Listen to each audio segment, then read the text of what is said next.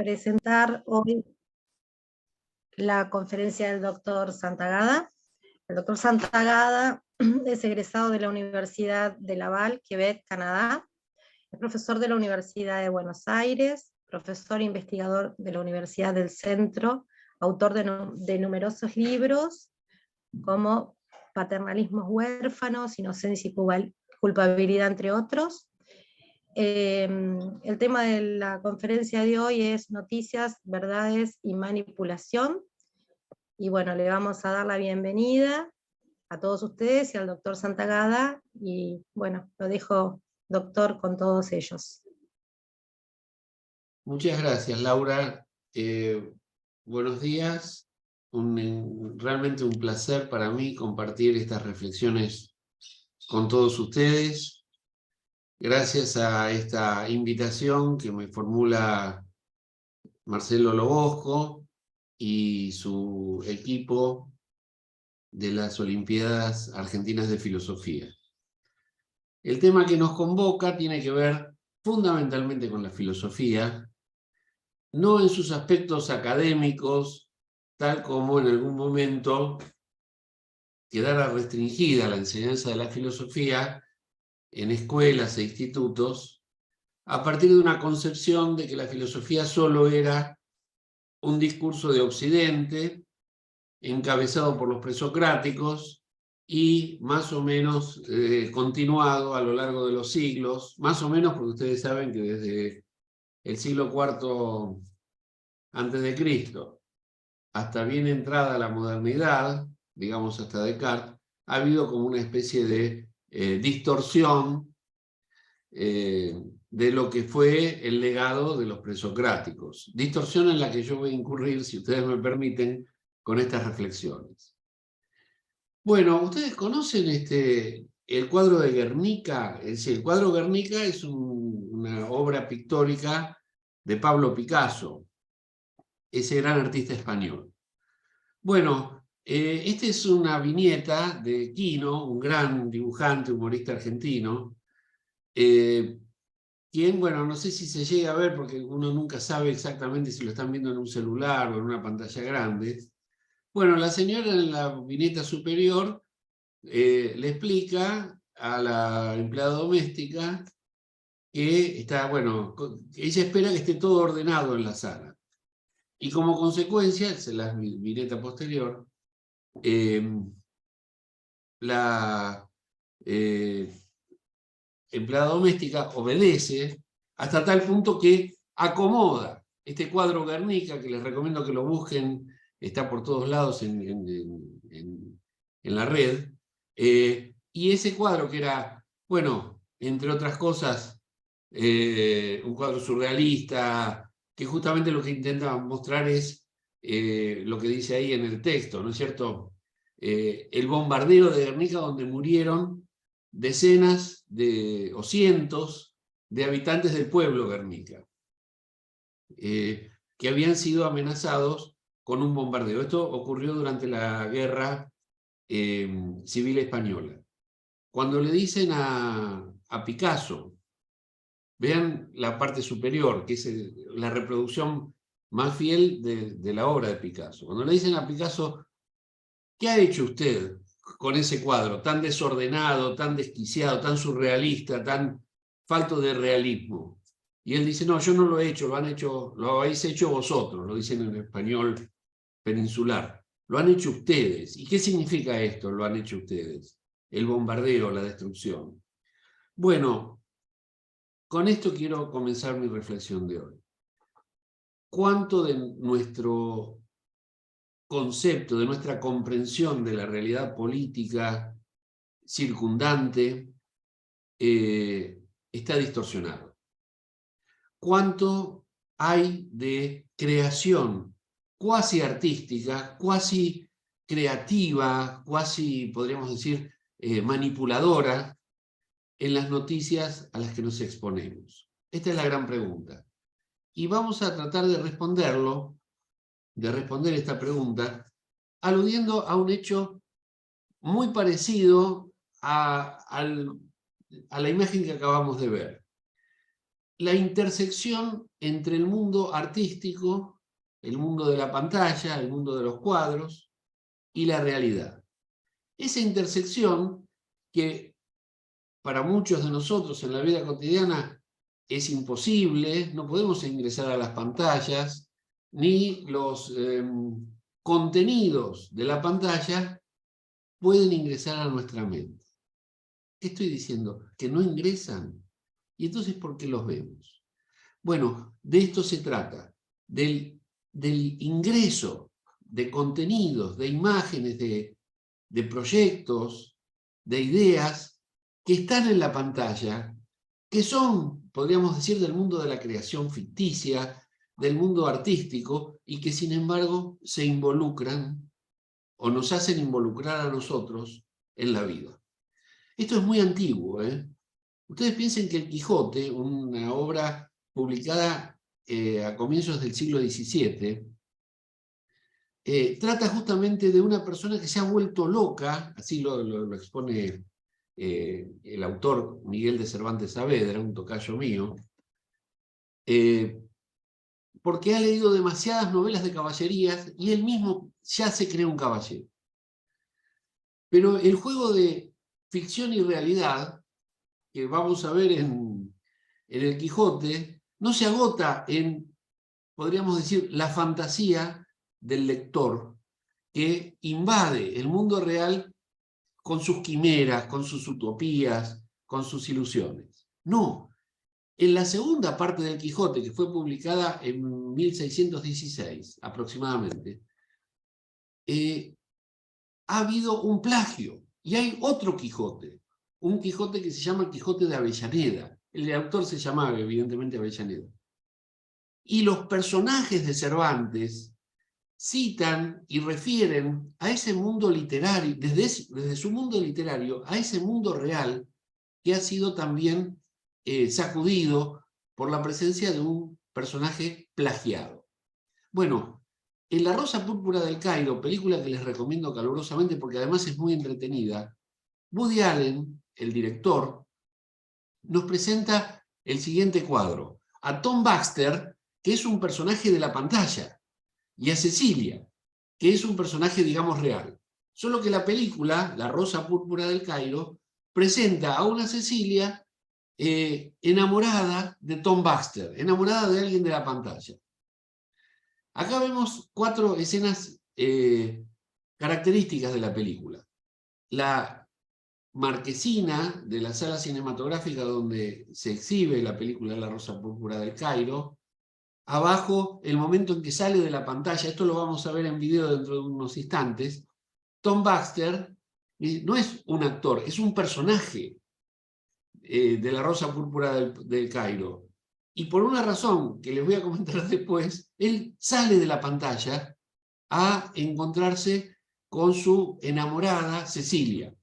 En la parte superior derecha de la pantalla vemos una panorámica de la sala donde donde Cecilia está viendo por cuarta, quinta, sexta vez la película. Tal es su enamoramiento con Tom Baxter. Y finalmente, en el cuadro inferior derecho de nuestra pantalla, vemos una especie de brindis entre el personaje ficticio y el personaje real. Por supuesto, se trata de una construcción cinematográfica muy interesante. El argumento entonces ofrece a Cecilia, una camarera de una cafetería de New Jersey en los años 30, en la época de la Gran Depresión, comienzos de 1930, está casada con una persona que se llama Monk y vive realmente una cotidianidad miserable. Y por eso va al cine. El cine es esa ventana que le permite disfrutar de un universo que lamentablemente todos los días se le niega. Por su torpeza es despedida de la cafetería donde trabaja y entonces encuentra el refugio emocional y podríamos decir reparador en la fantasía de La Rosa Púrpura del Cairo. Tengamos en cuenta estas nociones. El personaje va al cine porque en la vida no se la banca más. porque en la vida sufre, en la vida todo es tristeza, todo es lágrima, todo es penuria. En cambio, el cine tiene la posibilidad de soñar. Bueno, como les contaba hace un ratito, el personaje de la película Tom Baxter lo nota y se sale de la película. Entre tanto, nota que la chica está enamorada de él. Ustedes me dirán, ¿pero cómo puede ser esto? Bueno, es la fantasía, es la ficción.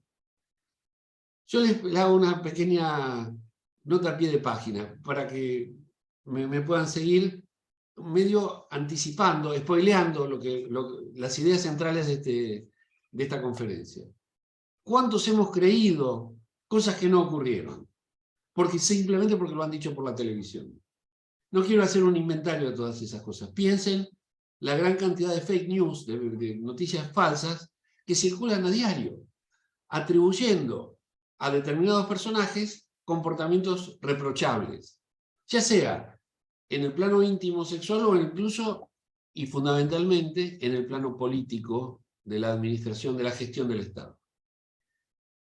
Bueno, la película no se las voy a contar toda, acá está más o menos detallada. Lo importante es que notemos esto. El mundo ficticio de la película, el mundo real de Cecilia, en un punto se intersectan, se vinculan, se tocan. Sabemos eso que es imposible desde el punto de vista que lo muestra la película de La Rosa Púrpura del Cairo. Pero mi idea, que quiero compartir con ustedes, es que esta intersección entre la fantasía y la realidad es cotidiana. Por supuesto, no al nivel que lo exhibe la película. No es que salen de la pantalla personas e interactúan hasta beber con nosotros un café o lo que sea, o incluso tener una relación profunda, íntima. No, no se trata de eso. Se trata de penetrar en nuestra comprensión de los procesos políticos, de los procesos históricos. Es magnífico. ¿Sabes? Me resulta extraño. Hace 24 horas me encontraba en una tumba egipcia. Entonces no os conocía y sois una gente maravillosa. Ahora estoy aquí a punto de lanzarme a un fin de semana loco en Manhattan. Señorita, veo que le encanta esta película. Lleva aquí todo el día. La he visto antes 2 veces. ¿Te habla a mí? Sí, ha visto esta película por 5ª vez. He de hablar con usted. ¿Qué haces, Tom? Vuelve a la pantalla. Quiero echar un vistazo por aquí. Seguid sin mí. Vayamos a un lugar donde podamos hablar. Se equivoca. Y yo soy libre. Después de 2000 representaciones de Bogotá de Argentina, soy llamada al padre no querido.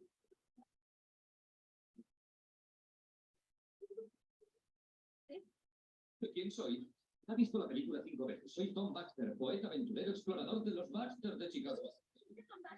¿Con qué piquéis la cantante de turno nocturno? Me he marchado antes de la boda. Soy libre. ¿No me te casas con ella? No mientras yo esté aquí y ella allí. ¿No me quieres? Es guapísimo. No me va, esto da huesos. ¿Cómo? Necesito esconderme en algún lugar. Ahora que la he conocido usted, no pienso regresar nunca. Esconderse. ¿Qué ha ocurrido? ¿Qué pasa aquí? Tom se ha marchado, así, por la cuerda. No sé cómo lo ha hecho. Yo no puedo seguir. Que se marchó de la película. Oh, válgame Dios. Bueno, que no cunda el pánico. Quédense ahí y mantengan la calma. Un momento, este es el segundo ruego. No pueden seguir, será muy reunida. ¿Qué quiere usted? Bueno, como vemos, a modo de resumen, los seres de ficción quieren tener una vida real y los seres reales una vida de ficción. Con esta frase podemos resumir la película. Es una comedia con un sentido de humor ingenioso.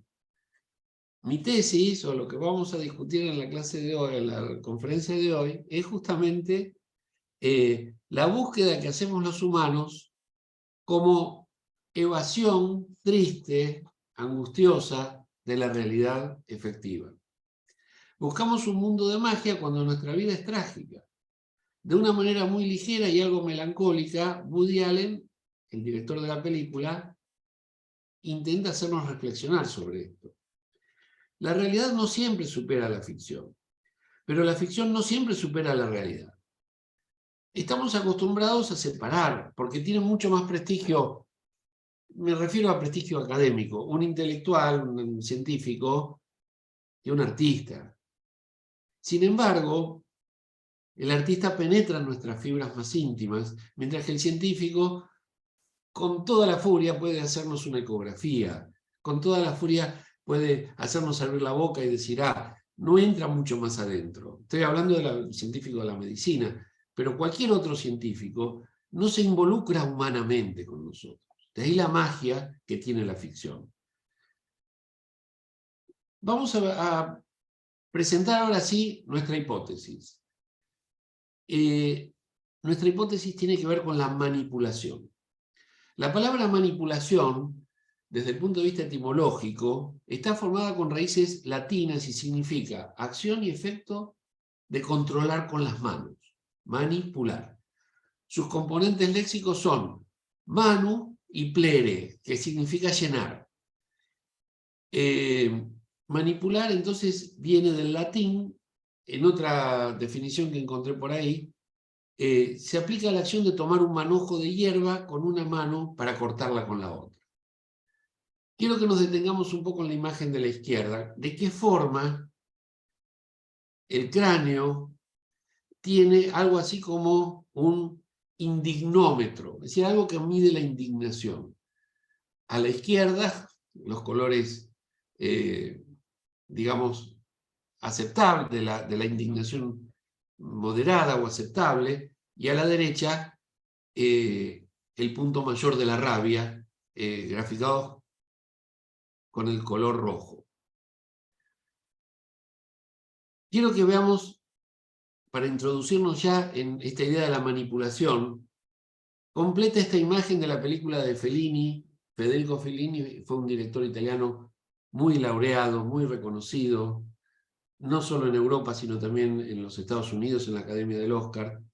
Esta película se llama La nave va, y la nave va. Se trata de una tripulación conformada por artistas líricos. Ya van a ver los van a ver actuar a estos artistas líricos, que acompañan las cenizas de una soprano fallecida recientemente. Se suben a un barco, que es la nave que va, y en un momento dado van a visitar las profundidades de los sótanos, los subsuelos de la embarcación, donde están estos personajes con los que identifico, según mi hipótesis, a la opinión pública. Y ya veremos por qué. A la opinión pública, que somos nosotros, que somos los consumidores de noticias.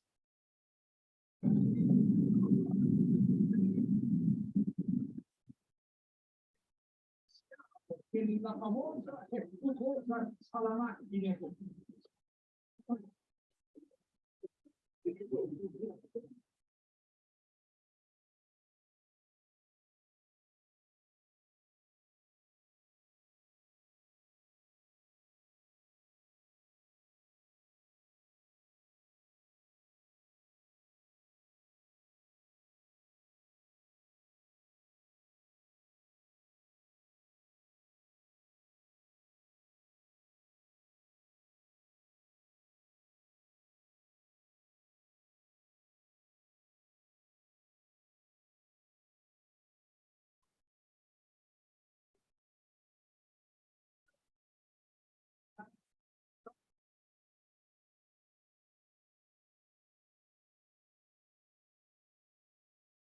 Deve fare il sacrificio che il momento si sentono male.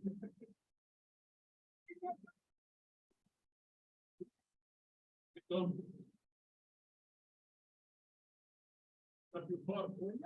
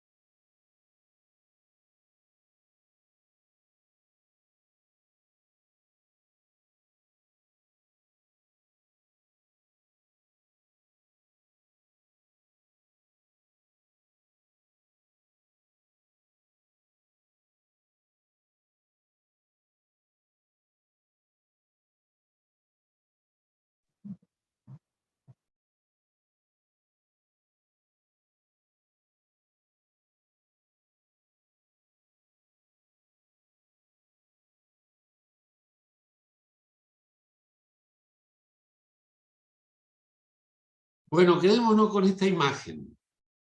Los trabajadores en el fondo del barco, los artistas les han regalado un pequeño espectáculo de vanidad, de técnica, de admiración.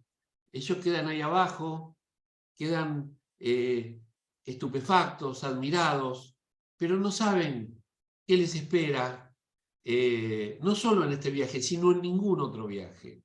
Han sido entretenidos un rato. Esta es la imagen que yo quiero aportar desde el punto de vista cinematográfico para nuestra reflexión filosófica de esta mañana. Viajar sin decidir el rumbo. Somos viajeros que intentamos un destino, pero no controlamos la travesía. Cargamos ese carbón a la caldera del barco, donde estamos subidos en carácter de fogoneros. No se nos permite asomarnos a cubierta o discutir la velocidad de la embarcación. Solo podemos obedecer.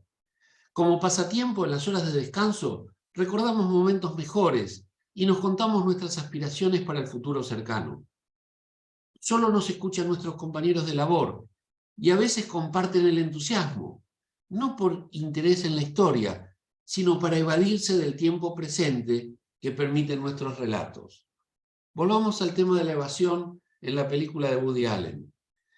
Llegaremos al mismo puerto junto con los pasajeros y los demás tripulantes, pero nuestra experiencia del viaje está afectada por nuestras tareas que requieren resistencia al clima enrarecido de esa bodega.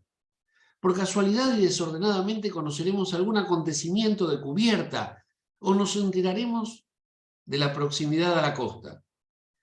Las noticias que nos hacen llegar quienes tienen otras funciones dentro del barco refieren su propia experiencia como viajantes o marineros y no se atienen a nuestra condición precaria, expuestos todo el tiempo al ruido intenso de las máquinas y a la penumbra de ese depósito que acabamos de ver. Casi no vemos la luz del día, porque estamos alimentando la caldera o estamos cansados y necesitamos descansar unas horas para reponer la energía que nuestra labor requiere. Al arribar al puerto de destino, todos celebran la llegada y premian con aplausos al comandante, a quien vimos recién en una de las imágenes. Los fogoneros le pedían, está en italiano lamentablemente sin subtítulos, le pedían al capitano, así lo llaman, que les otorgara el favor de pedirles a sus viajeros que cantaran. Los fogoneros, sumergidos en los sótanos del barco, no reciben reconocimiento alguno. Identifiquémonos no con los artistas, sino con los fogoneros. A pesar de que sin esa tarea de los fogoneros hubiera sido inútil la firmeza del capitán y más que desventurada la marcha, si el buque hubiera estado sometido a tempestades adversas y la fuerza de los motores no hubiera bastado para avanzar. No es cierto que por haber compartido el barco, todos hayamos hecho el mismo viaje. Tengamos esto como proverbio. Viajamos en el mismo barco, pero no estamos en el mismo barco, pero no decidimos el rumbo y por lo tanto no compartimos el viaje. Acá tenemos una imagen de la misma película, esta vez tomada sobre la cubierta y el salón de fiestas de ese barco lujoso. La sensación que nos quedará a los fogoneros será muy diferente y serán heterogéneos los significados que los fogoneros y el resto de la tripulación le otorgue, le asigne al viaje. ¿Son suficientes estas disparidades, estas diferencias, para que cada quien evoque el viaje según su experiencia en el barco? O más bien es nuestro relato, a medida que pasen los años, será el que vaya impregnándose de otros momentos y de otras circunstancias. Si pudiéramos decidir el rumbo, armaríamos nuestro viaje según las decisiones que debimos tomar. Pero nuestra tarea nos limitó a un registro particular de la travesía. Estábamos allá en el fondo. Un registro que no compartieron, obviamente, los turistas. La imagen de la izquierda permite observar a alguien en cubierta con un telescopio, observando el paisaje, el horizonte oceánico, etc. Por supuesto, las memorias son frágiles. Y sobre esto quiero detenerme un poco, abandonando brevemente la imagen del fogonero. Observemos esta imagen que saqué de internet como todas las imágenes, pero que es tan interesante. Un gran ojo encerrado y muchas personas de este lado de la reja, siendo observadas por ese enorme ojo que los controla.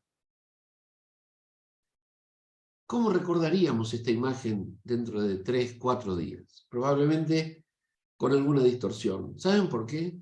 Porque nada se recuerda diáfanamente. La operación de recordar es tenebrosa, es opaca. Lo que parece claro desde nuestro presente coincide bastante poco con lo que de verdad ocurrió, y en algunos casos ni siquiera ocurrió. El contenido de nuestros recuerdos depende de nuestras emociones presentes, y no tanto de las experiencias pasadas. Repito, recordamos, sí, pero desde nuestro presente. Discúlpeme.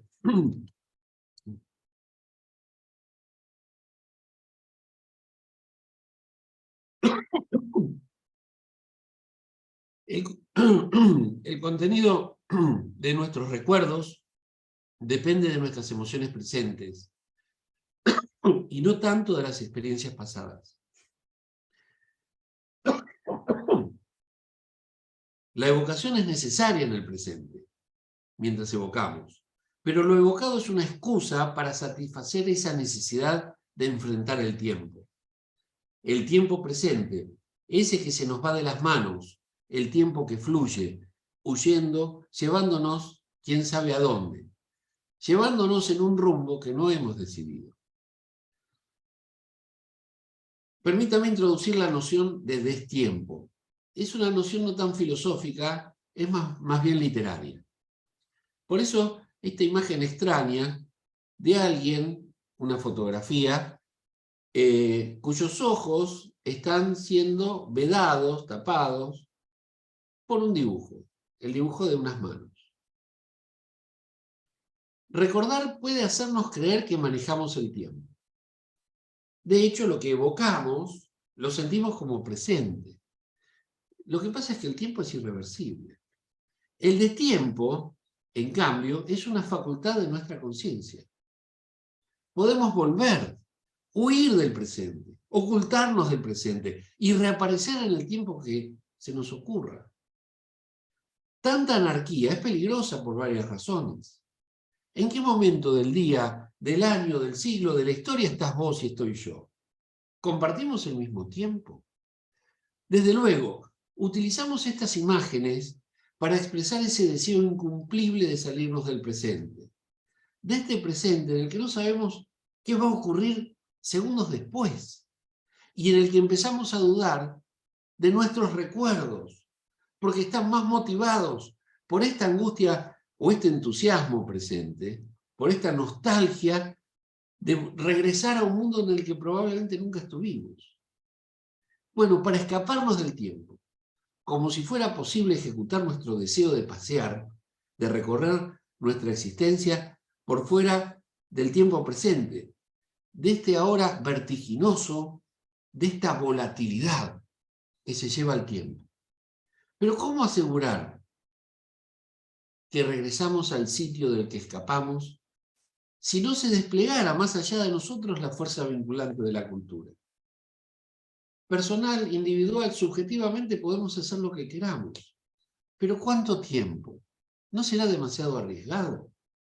La cultura, de alguna forma, instaló dispositivos para hacer que esta huida del destiempo no sea tan anárquica, tan errática, tan peligrosa. Volvamos una vez más a la imagen. Estas ya no son imágenes de la película, son las imágenes del fogonero, del que hace viajar a la nave, pero no decide su rumbo.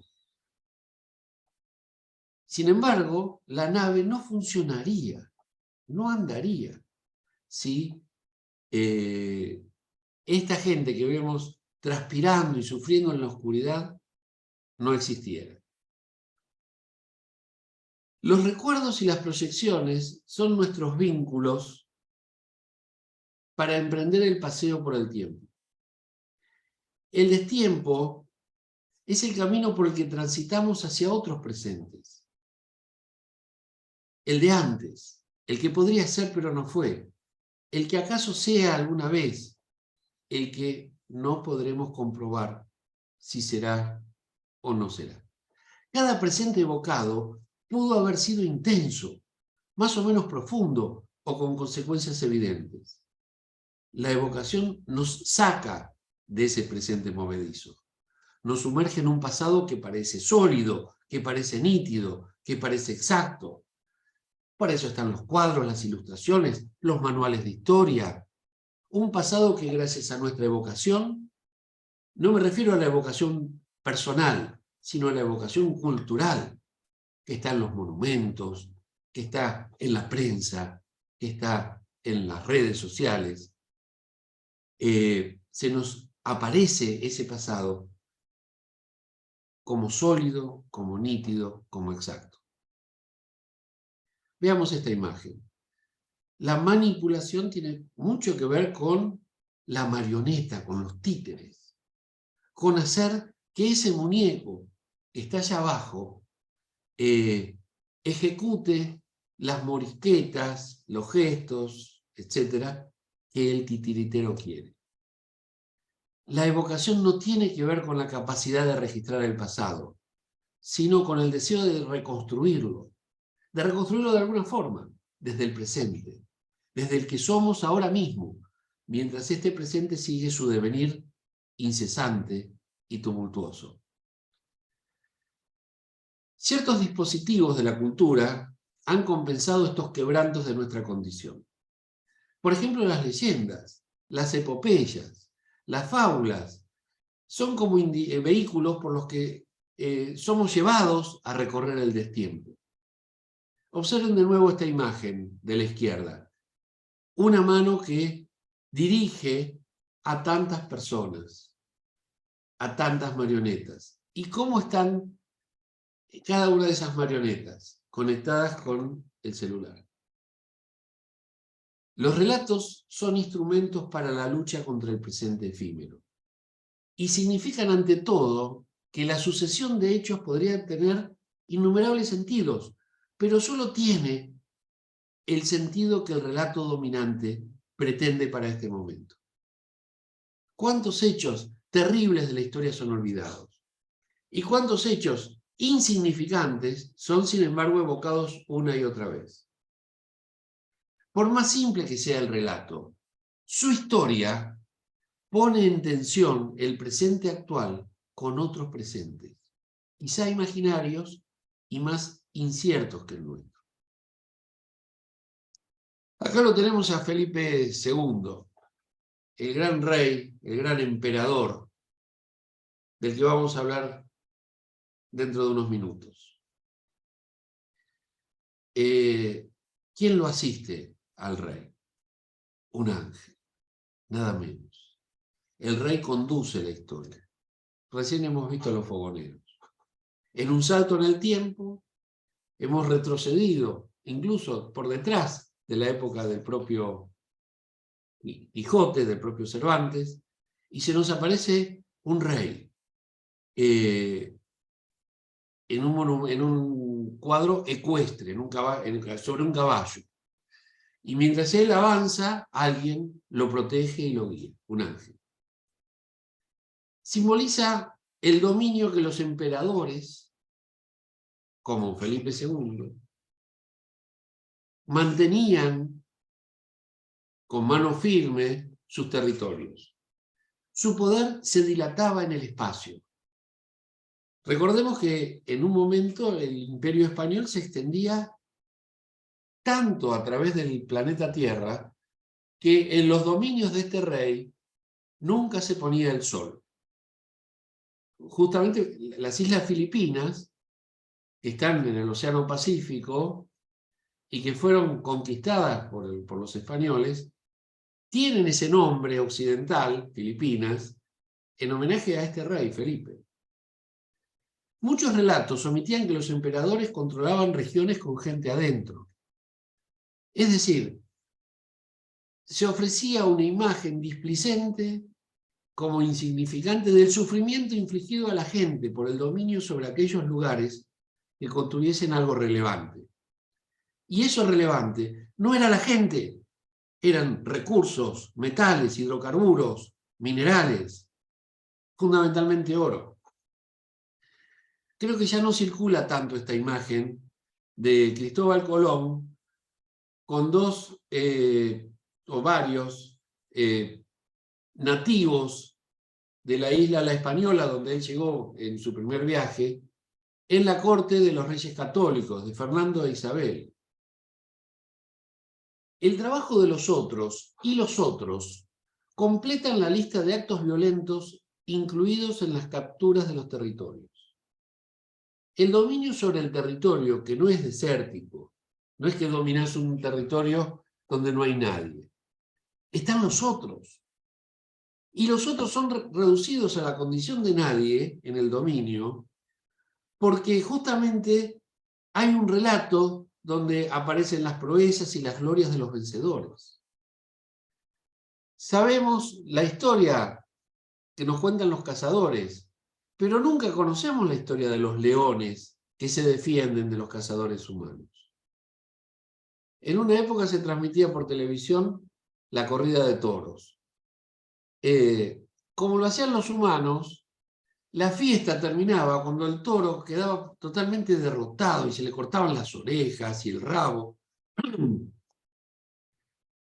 ¿Cómo sería la corrida de seres humanos transmitida por los toros? La misma operación que borra la presencia del otro trae, o mejor dicho, quita toda referencia a sus dolores y a sus desgracias. Los otros son los vencidos. Acá vemos una imagen que enorgullecía a los dominadores, que avergonzaba a los que habían sido vencidos, pero que también avergüenza a quienes entienden que este gesto del descubrimiento de América, como ellos mismos lo llamaran, tenía algo así como de una cacería, de un safari, de una inferiorización de los otros. El territorio dejó de protagonizar esta metáfora manipuladora cuando por fin las sociedades advirtieron que el racionalismo occidental desencajaba tiempo y espacio. Esas abstracciones, que seguramente lo han estudiado en física, y que el propio Kant atribuyó a la razón pura, inexorable, constitutiva de lo humano. Las distancias dejaron de importar gracias a los transportes cada vez más veloces. Era posible estar a la vez en dos espacios, porque las telecomunicaciones acortan la distancia. Me gustaría conocer quiénes son todos ustedes y dónde están. Estamos cada uno en su casa, probablemente, o en su escuela. Yo particularmente estoy en la ciudad de Tandil y nos conectamos como si no hubiera distancias. ¿Telecomunicaciones? No, es que la hiperconectividad instalada nos disuade del uso etimológico. Telecomunicación significa comunicación a distancia y no hay distancias. ¿Y qué hace la gente mientras tanto? Bueno, observen aquí otra imagen de marionetas. La gente se comunica, se acerca. Sus intercambios y lo que tiene para decirse quedan suspendidos en el destiempo. Un eslabón unifica en una entidad indivisa la impotencia frente al tiempo y las ganas de escapar del presente. Es el eslabón del pasatiempo. El después y el durante, con alguna dosis del antes. Puede ser que encontremos cada tanto algún resquicio diferente en la soledad y la angustia por los días y los años que se nos van. Pero al igual que los emperadores con el espacio, hoy rigen imperios del tiempo más allá de esos resquicios. Volvamos a la idea del fogonero. El fogonero del barco debe palear carbón.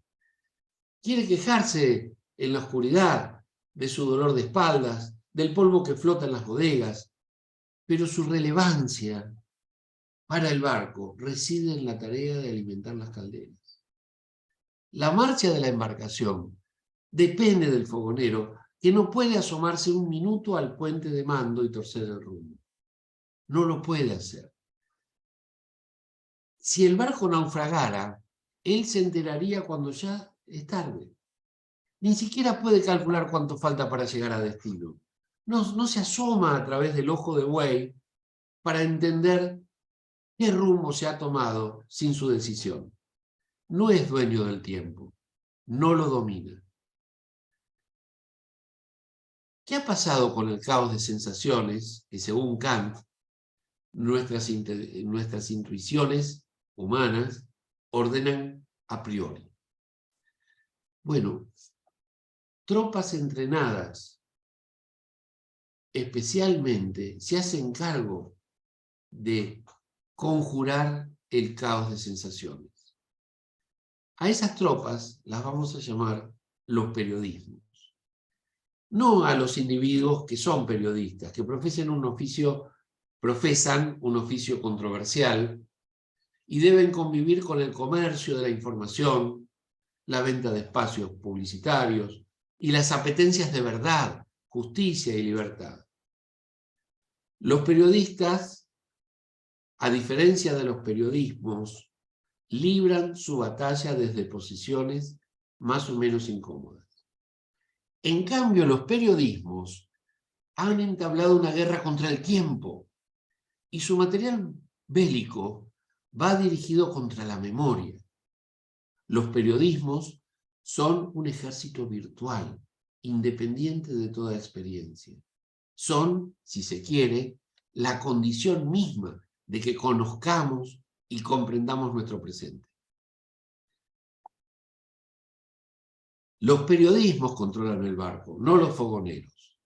Los periodismos bombardean las costas del presente para que no sea posible recordar ninguna cosa fuera de un contexto que las haga inteligibles. Su lucha, la de los periodismos, consiste en ajustar los hechos a moldes prejuiciosos, a intereses estratégicos, que nunca son sometidos a escrutinio. Fíjense que los intereses estratégicos dependen cada vez más de decisiones económicas que no se eligen, que se imponen. Estamos cumpliendo 40 años de democracia. Y en esos 40 años de democracia ha sido creciente el fervor por participar de las decisiones para controlar el medio ambiente, para reducir las injusticias, para armonizar y dotar de acceso a las personas desvalidas. Sin embargo, las decisiones son tomadas por tecnócratas, por periodismos que construyen y favorecen la división social, la separación cada vez más nítida entre sectores débiles y vulnerables y el sector más poderoso y más fuerte.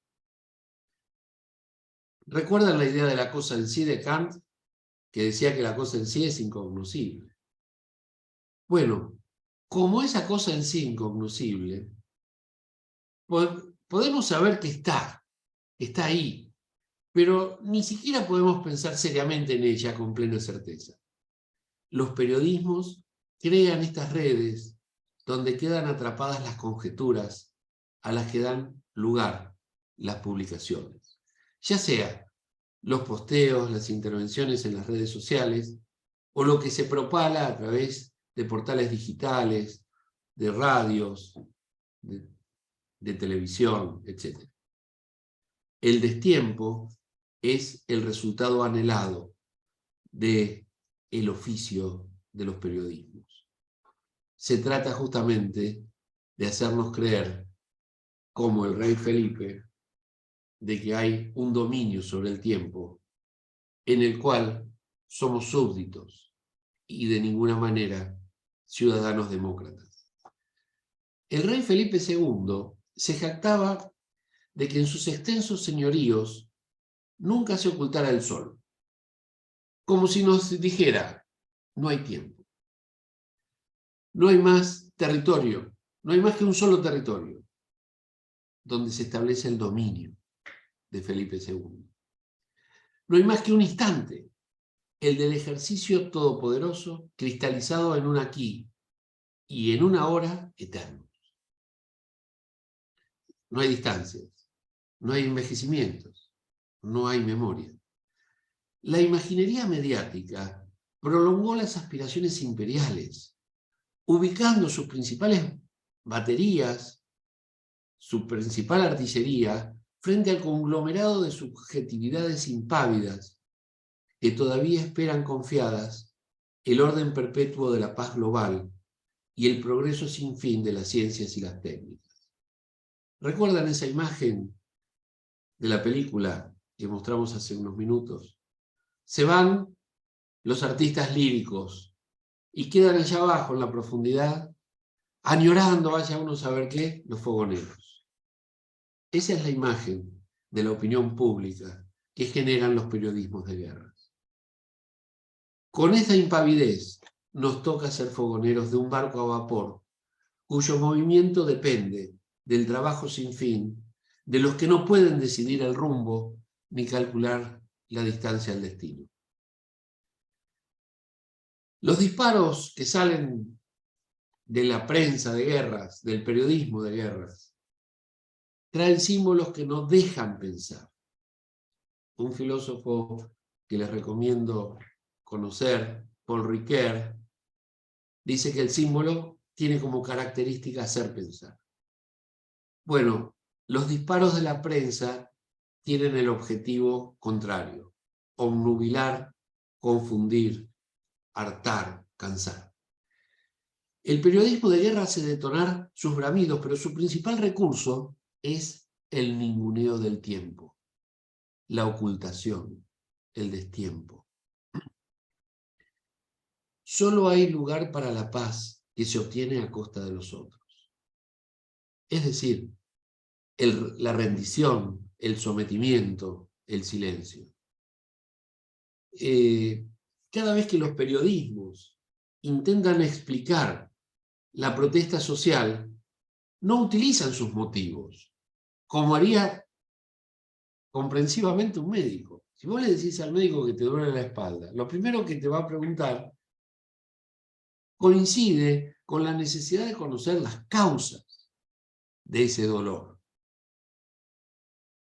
Bueno, el dolor expresado en las protestas callejeras, en Jujuy, en Capital Federal, en las rutas, etc., ese dolor es simplemente silenciado. Lo que vale es la molestia que la protesta causa, y no la causa que motiva la protesta. En tiempos de Felipe II, esta paz era la sangre de los otros, de los que se llamaba alegremente impíos, salvajes, inhumanos, bestezuelas, etc. Y son los habitantes originarios de las tierras, de los territorios, por los que se extendió el dominio de Felipe II. Bueno, con esto cierro. Me gustaría compartir con ustedes todas las preguntas que quieran hacer y las aclaraciones que vengan al caso. Estamos en tiempos de la realidad virtual. La representación que nos cabe está en el teatro de portales digitales, mensajerías instantáneas, donde rivalizan la mentira, la crueldad, la ignominia, la burla, mientras las calderas siguen recibiendo su alimento de carbón, que paleamos nosotros, que somos los fogoneros de este barco. Muchísimas gracias.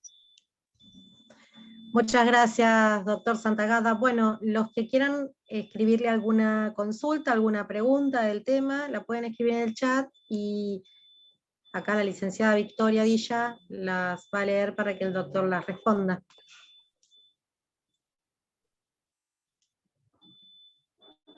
Bueno, mientras piensan algunas preguntas, les cuento que para la próxima conferencia va a tener lugar el día 24 de agosto, la va a dar el doctor Mariano Echenique, y va a presentar su libro 100 preguntas sobre la educación superior argentina. Ya después les vamos a estar mandando el link de acceso a la reunión. Así que bueno.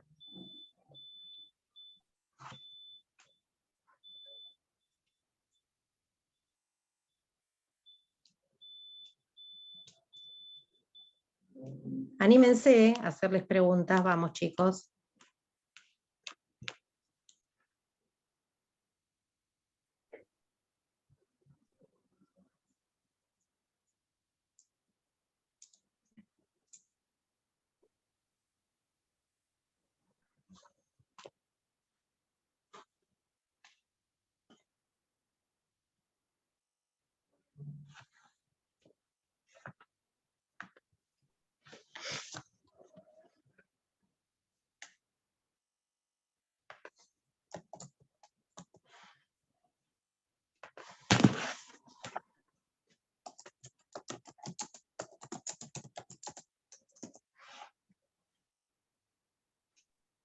Bueno, mientras yo quisiera hacer una pregunta al doctor Miguel Santagada. ¿Cómo no? No siento que haya una posibilidad de salida de esta situación cuando se plantea así.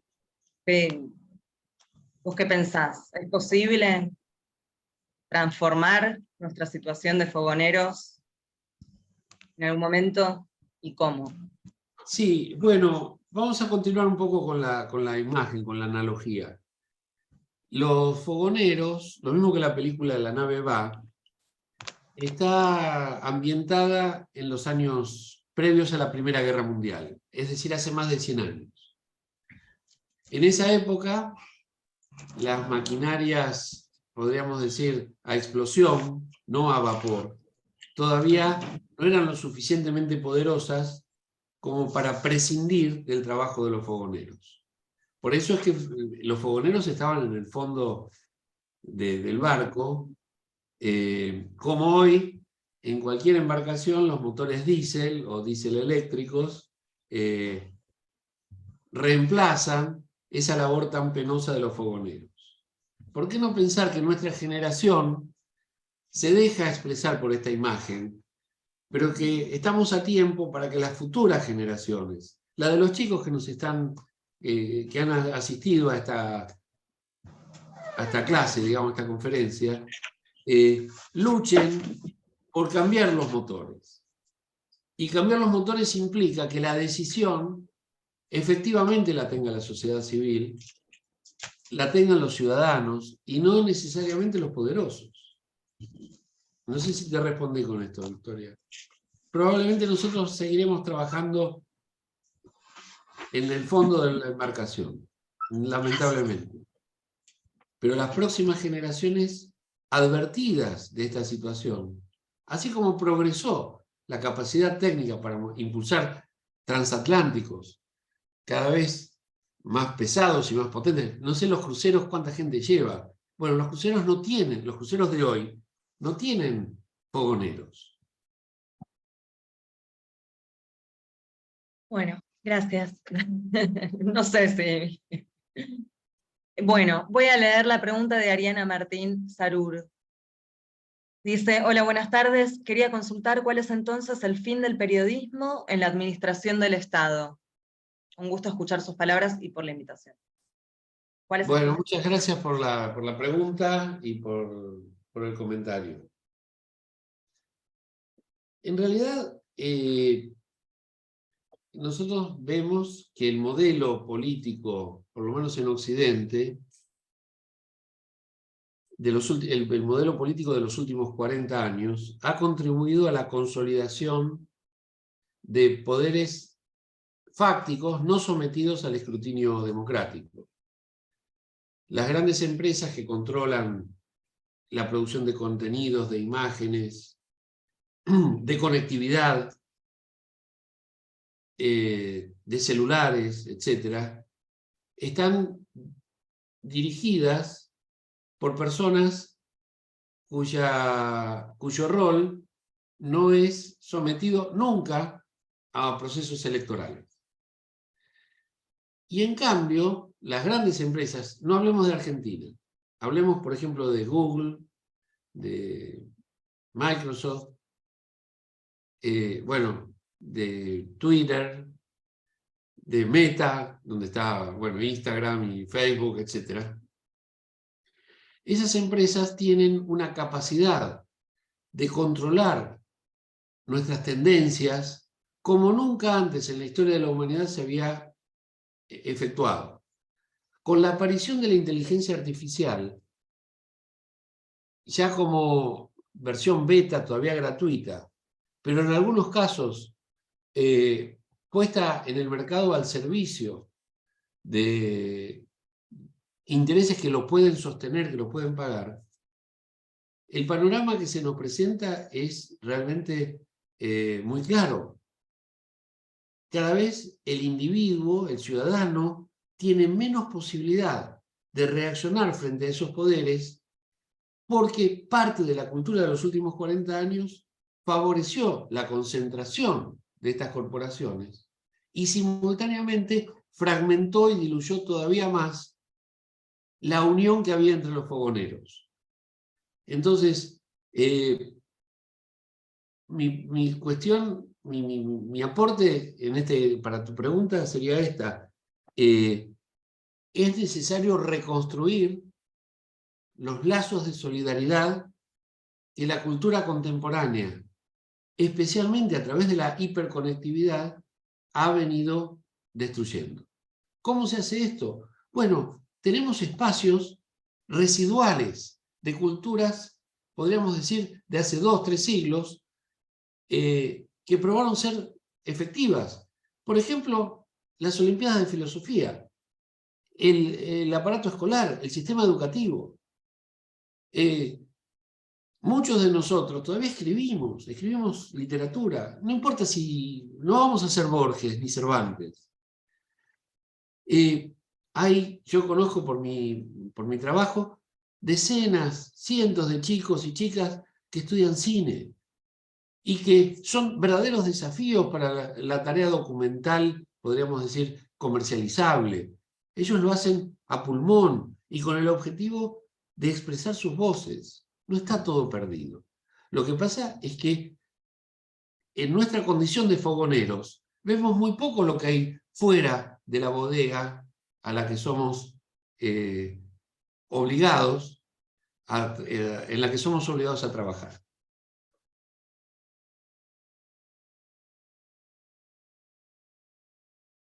Bueno, acá Tati pregunta, dice, buenas tardes, quería saber por qué no seríamos dueños de nuestro destino, si el destino variaría por las elecciones de cada uno, a mi manera de entender. Fue una gran charla, me encantó, gracias por todo. Bueno, muchas gracias por el comentario. Vos sabés que te voy a responder medio evasivamente, ¿no? Tal vez porque por la edad que tengo y por el momento de mi vida que estoy pasando, que no es grave ni trágico ni nada de eso, pero sí tiene que ver con el destino. ¿Qué es el destino?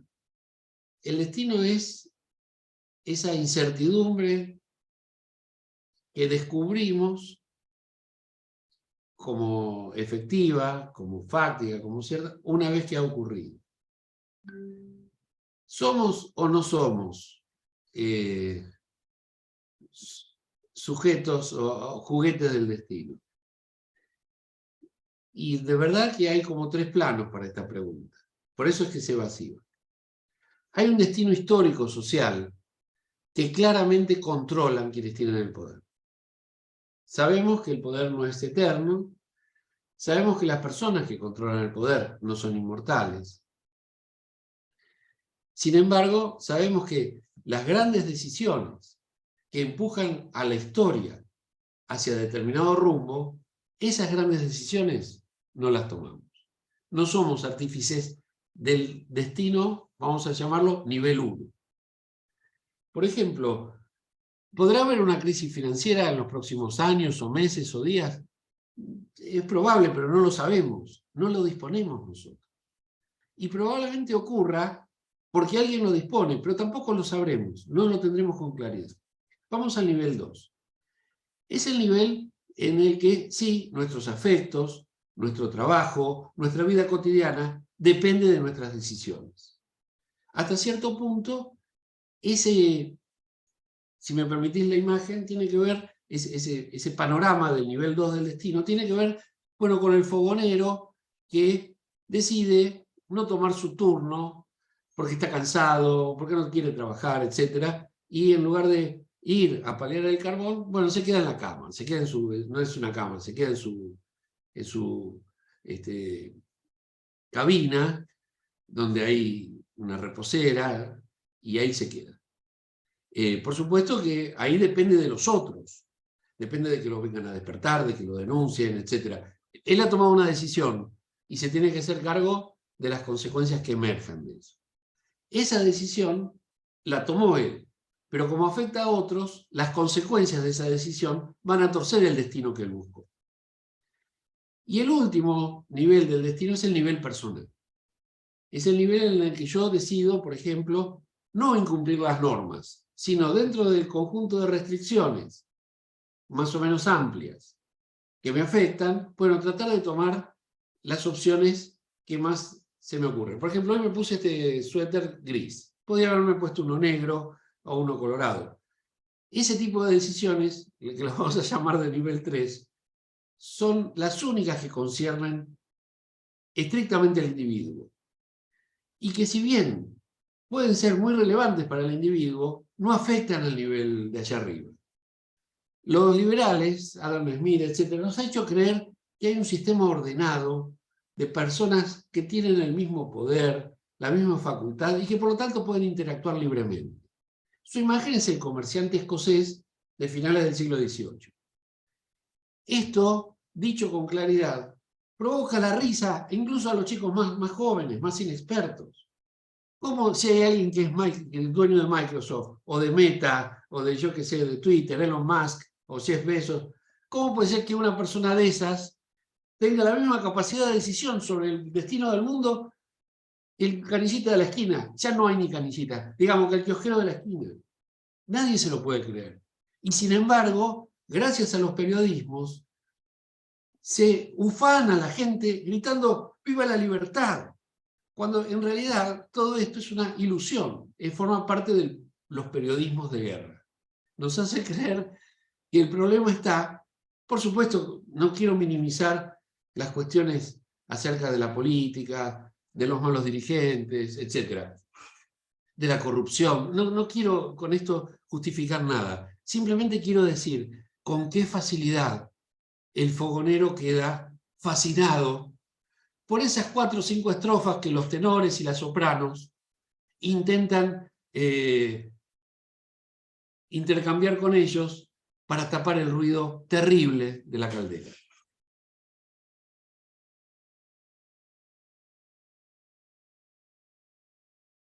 Gracias. Bueno, Laura pregunta, Sí. ¿podríamos decir entonces que la noticia no tiene la finalidad de informar, sino de decir lo que se necesita para manejar los pensamientos y voluntades de los que la están recibiendo a antojo del que está informando? Tal vez dicho así suena como demasiado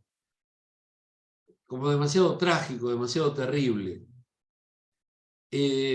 Lo podríamos matizar diciendo esto. nosotros necesitamos informarnos, necesitamos de la información. Pero entre el conjunto complejo de hechos y la selección de noticias referidas a esos hechos que nos llegan, hay un largo camino. Hay caminos profesionales, hay caminos incluso de decoro. No se puede mostrar todo. Pongamos un ejemplo. No sé si se ha dilucidado el crimen de esta chica de Chaco. No sé si se ha hecho. Pero suponiendo que sea como se ha conjeturado, en este caso basta con la mención de algunos trámites efectuados en la causa judicial como para que uno se haga una idea. No tienen por qué mostrarnos ni los restos humanos encontrados, ni ser demasiado explícito en la presentación de las circunstancias de esta, suponiendo que haya sido así, una muerte.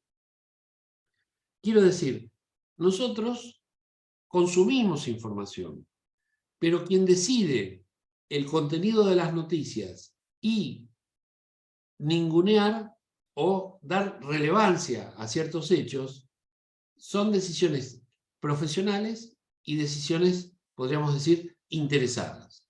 No en la estética, no en el decoro, no en la profesionalización de las noticias, sino, y ahí sí, en orientar el rumbo del barco, de la opinión pública, hacia determinados puertos. El fogonero contribuye consumiendo esas noticias, pero está dentro del barco, no puede salir. Tendría que organizarse y para eso tendría que ocurrir una fuerte, que hoy no se me imagina, una fuerte revolución tecnológica que nos quite del fondo del barco y nos permita navegar en cubierta junto con el resto de la tripulación. Mientras esto no sea posible, solo es posible para personas que se especializan en eso, como es mi caso. Pero un docente de matemáticas que está 8 o 10 horas por día viajando de un colegio al otro, un poco de matemáticas podría poner de cualquier otra materia, inclusive la filosofía, viajando 8 o 10 horas por día, de un lado a otro de la ciudad, teniendo que corregir, presentar las notas, las planificaciones, etc. Todo lo que los docentes hacemos. Esa persona, ¿de verdad está en condiciones de salir de la bodega, ir a cubierta y discutir el rumbo? Aunque sea una persona, por sí misma, no va a poder hacer nada, aunque lo logre. El problema está en la desfragmentación, es decir, en volver a solidarizar a los fogoneros y no mantenerlos separados por elementos como estos. Estos elementos son los que nos hacen cada vez más individuos y menos agentes sociales.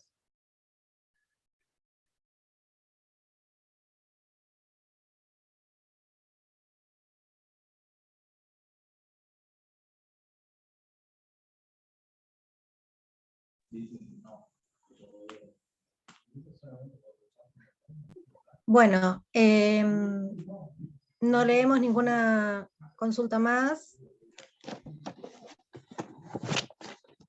Ahí aparece. Ahí aparece.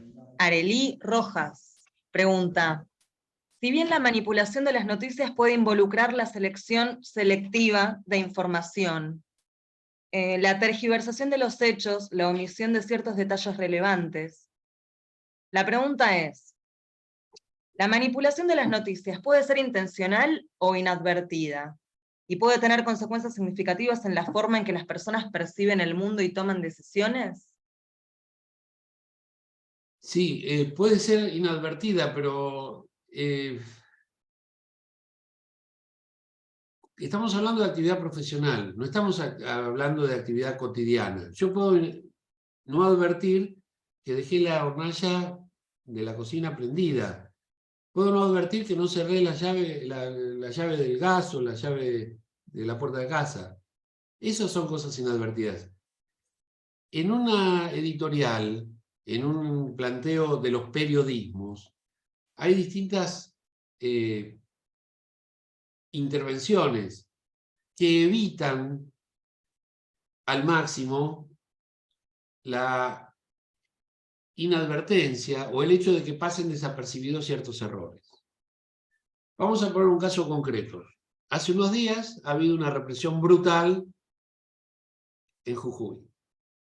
Sin embargo, algunos medios, en lugar de mostrar el descontento y la represión enfurecida sobre quienes manifestaban su descontento, optaron simplemente por reducir al máximo esta noticia. No puedo pensar que es inadvertido. Como no puedo pensar que cuando hay una protesta en la avenida 9 de Julio en Buenos Aires, deliberadamente lo que se muestra es la molestia que causa la protesta y no los motivos efectivos por los cuales la gente protesta. No creo que eso sea inadvertido. Creo que esto es absolutamente deliberado. Ahora, los niveles de advertencia, lo mismo que el destino, son distintos. Una cosa es una persona, digamos, con capacidad técnica y profesional para tomar decisiones y que trabaja al frente de un comité editorial, de un portal digital o de un diario. Y otra cosa es, digamos, el consumidor que recibe en su Instagram o en su Twitter o en su TikTok parte de esa noticia que ha circulado en ese portal. Las responsabilidades son distintas porque las funciones son distintas. Básicamente lo que yo quiero decir es, no estamos pidiendo control estatal sobre la prensa, no estamos pidiendo censura previa. Estamos pidiendo algo todavía un poco más complicado, que no se acallen las voces, que no haya exclusividad y alta concentración en la emisión de noticias y que se permita el acceso a los ciudadanos a una especie de control de calidad. Eso no ocurre en las empresas privadas de Inglaterra, pero sí ocurre en la BBC, que desde hace años tiene un comité formado por personas de la audiencia que juzgan, valoran, evalúan el comportamiento de algunos programas, de algunos periodistas, de algunas líneas. Eso yo creo que es posible. Y en la medida en que se robustezcan estas tendencias, estaremos más cerca de rajar, de salir de la bodega. Y por lo tanto el barco tendrá que ser impulsado por otros motores. Y ahí yo me permito soñar con esta no distopía, sino utopía. Cuando volvamos a la idea de que el conocimiento de datos no es conocimiento en absoluto, sino información. Y cuando la información deje de estar revestida por el entretenimiento, por el sensacionalismo, etc., ahí podremos efectivamente repolitizar a la sociedad. Y no estamos tan lejos de eso. Porque politizar a la sociedad no significa agarrar un bombo y pegarle al bombo, o ir a elogiar a determinado líder político. No es eso. La politización consiste en comprender qué derechos nos asisten y en luchar por ellos. Mientras no lo podamos comprender, porque nuestra comprensión general de la sociedad pasa por el sensacionalismo o el ninguneo, va a ser muy difícil. Seguiremos paleando carbón en la bodega.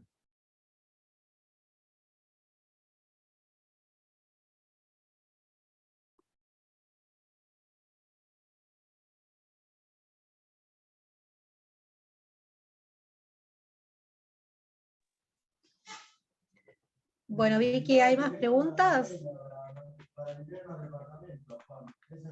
¿Alguien quiere hacer su pregunta o terminamos?